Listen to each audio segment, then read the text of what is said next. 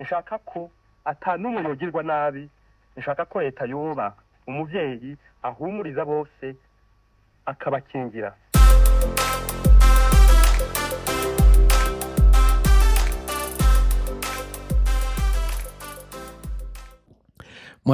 Mwaramutse mwese aho muri. Uno munsi nashaka mere nk'ukwirikira ku video nakoze mvugamwo umuntu bita Ibrahim Traore.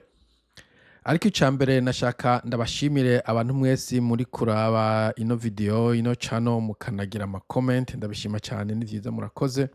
Na cyane abashiramwo amajambo umuntu dushobora gutangura ikiganiro, kubera kenshi na kenshi nk'iyo umuntu antutse bica bigora ko tuguma dutukana kandi ataco twapfuye. Hanyuma tugarutse kuri iyi video nayo ya Traore, musasu nashatse kuvuga ko neza ko namukoresheje kubera ama video yose di Traore. Nibaza ko theme ikintu nari ntumbereye kuvuga ko ari kuvuga ko ibihugu vyinshi muri Afrika bidakeneye umuntu w'igihangange, l'homme fort, strong man, ahubwo bikeneye inzego zikora neza. Ngiye kubereka rero icyo nshatse kuvuga, inzego zikora neza. Mu ntango nanagize video hanyuma sanga ni ndende cyane kuko nashatse gukora ku bintu byinshi ku nzego zitandukanye, ariko ubu icyo ngiye gukora, ngiye gufata video imwe, iyi ya mbere ndayigira kuye igipolisi gusa, ije kuba ngufiya idashika iminota 20, hanyuma mu video zo kwirikira nzobereka ibindi bisata nk'ibisata vyo mu butegetsi muri ico bita administration, gutyo mushobe kubona ubudasa hagati y'ivyo usanzwe uzi kumbure aho ubaye n'ingene bigenda iyo inzego zihagaze neza. Ariko banzira ibintu vy'igipolisi navyo ari ibintu vyo gukina, ni ibintu ndatoye kuri internet mugabo vyabaye kandi atari ibintu bakora nk'imikino, ari nyene uko ubuzima bubaho muri rusange hano muri kino gihugu. Ibi sinavuga ngo ugende ubikorera umupolisi, ariko apolisi baba batuje nta nkoho. Buje maze imyaka 15 ngaha sindabona umupolisi afise inkoho. Hariho iyo bita armored squad, abapolisi batwara inkoho, ico gihe nabazitwara iyo habaye ahantu hari incident irimwe inkoho, kandi ico gihe barazitwara mugabo nta mupolisi muhura mu nzira afise inkoho. Urabona ko yihagare ngaho ariko yikora twiwiwe akuyibere ku kazi kiwiwe, ariko hingurabo uyu mugabo aze ngaha. How you doing, officer? How you doing, officer? Good? Good. Well, you got a little something on you. Ngo hari ikintu kiri ngaho ari kumuhenda aca mu rufite nk'umurasha gasoro. Ngo Have a good one. Uyu n'umupolisi nsukuvuga ngo nivyo ariko barahendagiza n'umupolisi yibere ku kazi kiwe, umuntu arazatereka jenje kunje kukorogana gusa, ariko nta gukorogana. Umupolisi nawe abifata ibisanzwe sawa, nta kibazo. Ubu nawe nibaza ko aje gusomborokanya gusa. Urumva aravye ahantu, nibaza ko ari inzu ya leta, sinzi icari cyo, imbanye n'inzu ya Tukori kose. Yavuga ngo nta kunywa itabi, nta skateboarding, nta bigwanisho, nta gang insignia, hari ibimenyetso abagangi bambara, ati ntage na kimwe. Mugabo we arashitse ati ibi ntabwo vyumvikana, hinge wumviza ngo doesn't make sense, mate. It doesn't make any sense. It doesn't make any really sense. Urumva agiye gusomborotsa I don't really nawe. want to push my luck. Urumva agiye gusomborotsa. I cannot be bothered getting arrested today, guys. Urumva ko agiye gusomborotsa. Perfect. Hi, guys. Urumva Yeah, I'm good, thank you. what you up to? Why not? Am I not allowed to? Urumva abapolisi baraje, amakuru maki baza bitonze, ati kubera kura gufata amafoto ngo ati why not, kubera iki? I'm not allowed to, why not? We're just wondering what you're filming for. Oh, okay, fair enough. There is a reason, correct? Can we help you with anything? No, thank you. Am I not allowed to go inside a public building? Do you want to go to the front counter? Yeah, but it says I'm not allowed to film. Well, we can go in there and ask if you probably have to turn the... Oh, I just wanted to have a look around the police station, that's all. And it says I'm not allowed to film, it's a public building. I don't understand why you wouldn't be able to... Urumva aho abapolisi bari muri bake bafise inkoho, nabonye ufise agapistole. Mugabo nabaritonze, bari kubaza ati ndashaka gufilima, avuga ati turashaka kubaza imbere niba ushobora gufilima nta kibazo, ati turashaka kuja kubaza. Umva boroshe, umukobwa ari kumuvugisha, umugabo arihoreye nyene ari allowed to film in a public building. Right, well, if you want to speak to someone from the front counter, you can go in there. urumva yagiye nk'ugiye gusombora ariko polisi iravuga ati bo ukeneye wo kwinjira twobaza kuko umva polisi bashinzwe umutekano. Okay, look, uyu ni umupolisi bararora kera ariko arikinira ariko arikinira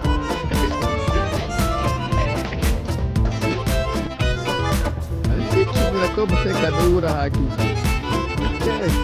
Rekana wewe wumva uwogoha igipolisi ngahantu kuja ahantu muhirirwa muragwana woja kuba umupolisi. The person these cops are desperately looking for has no idea they're right outside.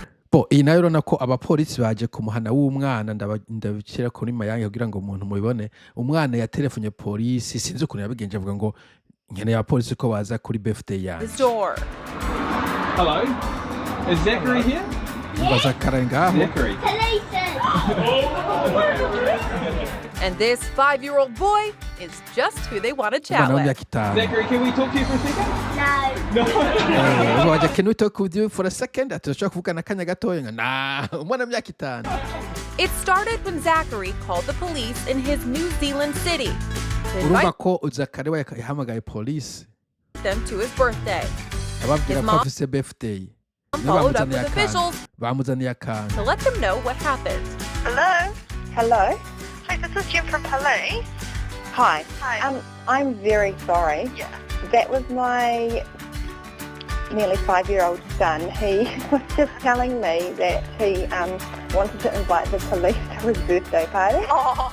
Urumva umwana w'imyaka 5 yatoye yarakuhamagaye hanyuma polisi kirahamagara muhira ati allo muri polisi mutwaronse telefone nibiki aho umugore ati umumbabare gosi ni umwana w'imyaka hafi 5 yabatelefonye ngo bavuga ngo akene gutumira polisi kuri birthday party.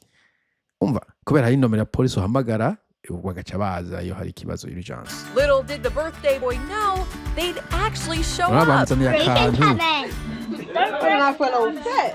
Zachary was shocked, especially when they took him outside. Voilà, police. Là, bahagera. Abana ku modoka polisi.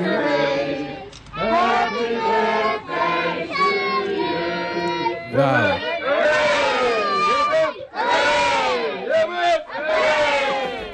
While the police department was happy to deliver cheer to Zachary this time, they say handwritten invitations are much better to use for birthday celebrations instead of emergency numbers in the future. I'm Kelly Nealon for Inside Edition. Okay, urumva mu nyuma avuze ati umva ni nka umva ukuntu batanga avertissement canke warning avuze ati nubwo vyari biryoshe kwa dutumiye ati ubutaha muzokwandika ikete aho gukoresha emergency ntibashaka ko inomero y'abantu bafise ibibazo ikoreshwa n'abantu bafinata mugabo ntaco bamugize no mwana yagize ahubwo baje baramufasha birthday party ushobora kuvuga ngo numuzungu no kwera umuzungu nibiki. Nanjye vyaranshikiye mu gihe cya covid twa gutembera n'abana mbona polisi irahagaraye mbonye hagara ndavuga mbega shana nzi itegeko kumbe nitwa gutembera baca bava mu modoka ngo hey mate ngo muri gutembera ntego abo n'abana bawe ngo tuguhe ngaha turafise chocolate mu muduga barabahaye happy Easter tuba turanezerewe. Donc polisi murakorana n'abana b'abantu niba vyarabaye bacukuba bangaha peut-être ariko nta bintu vyuko usanga bariko baragukandamiza hirya no hino.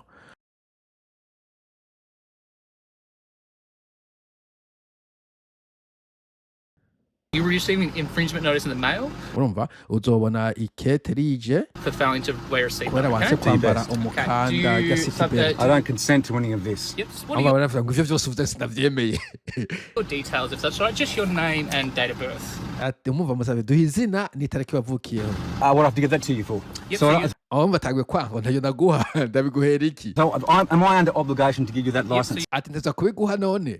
You provide us to give me your name and address. By law? Name and address, yes. Can you cite that Ati ndabisabwa n'amategeko ati iryo tegeko rivuga wo rivuga.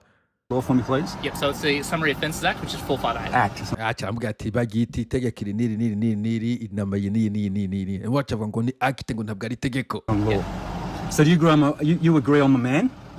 I don't know. I'm not going to assume your gender, sir. I think you can tell. A man, as in mankind. I can't assume your gender. I can't assume your gender. I apologise. You're right. Yeah, I can't do that. Yeah, I'm an 80-year-old lady. Do you agree I'm a I don't know man? what you identify A as. living man. I'm alive. urumva ko ari ku bargaining na polisi navuga uburofa kubera iki he can do that na murasa you see ikarivugira nyine cyakera umenga abapolisi ne bavyarawe ibintu nk'ivyo. Hari indi video nabonye umugabo nyene nawe nyene nibaza ko mu wa mbere icakora wewe uyu mugabo ndibaza je nabonye ama video biri agenda kurondera ahantu aprovoka police. It's too rainy at the southern end of Lake Taupo. Avuye muhira Because I'm here to scrutinise my government. Agiye kuraba ngo yuko leta yiwe ngo ikora neza. Aragiye aparitse no kuri polisi arinjiye muri polisi ahubwo iyi none ashaka murabe neza nibaza ko ahubwo ariyo umva nungu ari karitambukira agiye kuri polisi avuye muhira cyo kimuzanye kudogo ya polisi.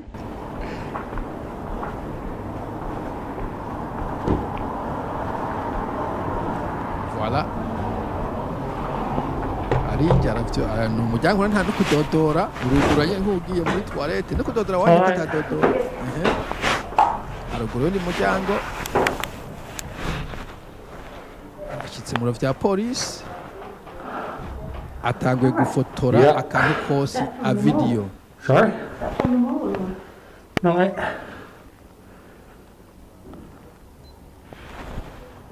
ari kwitonda nyine agafata video. Sure am. Ati gufata video ate yako gufata ama video muri polisi s'il te plaît. Mu vya polisi ari gufata video buri kintu n'abantu bari hari benye barana ko bafashe ama video.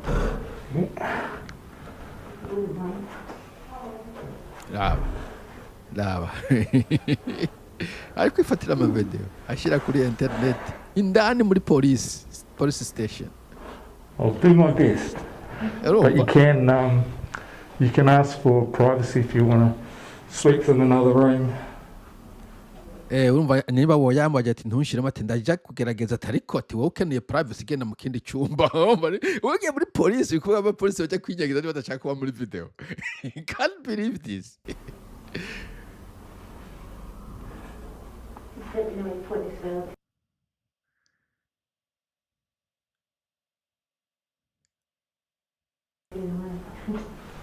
That's right, I'll just get these over here. Okay, haje umuntu muri polisi kuvuga ikintu cyabaye bo iki urabona ko ageze ati aha haje umuntu aje kuvuga ingorane yabaye yaje ku reporting ikintu ati nta kamaro ko kuvyerekana kubera urumva uwo n'umunyagihugu asanzwe wewe yaje gusombora polisi panse kubasombora kuraba ko amategeko muri polisi bayazi ko umuntu ashobora gufata ifoto ni video mu kibanza bita ngo ni public.